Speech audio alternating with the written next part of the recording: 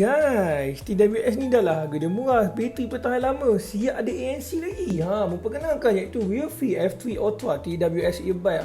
RealFit ni korang kenal kan? Brand ni memang sangat popular lah dengan harga yang affordable dan juga premium quality yang provide. Seperti korang adalah highlight feature dia, boleh adjust EQ dan sebagainya, nanti kita tunjuk lebih detail. And siap ada support Bluetooth 6, which memang sangat padu lah latest teknologi ni. And seperti korang tengok, be yourself, make it alive. Lain macam tagline RealFit ni.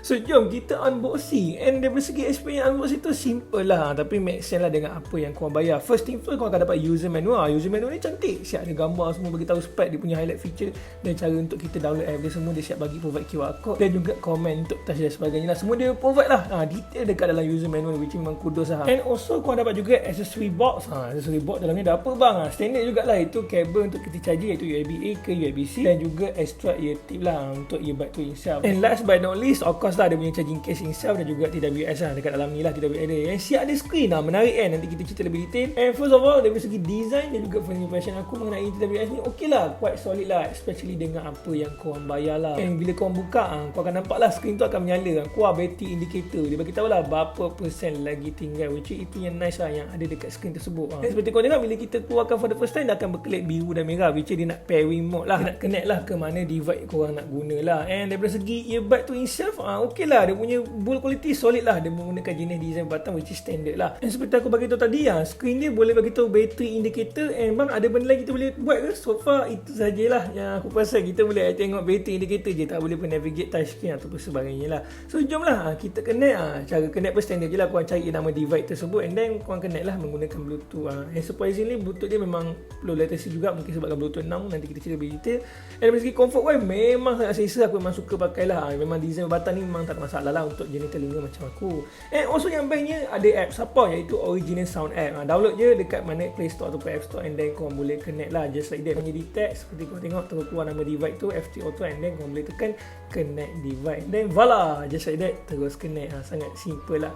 And kat sini pun dia bagi tahu juga ada battery percentage berapa semua kan, dan kita boleh ajar pelbagai jugalah dekat dalam app ni. So pastikan download Original Sound app kalau sekiranya kau dah beli TWS ni.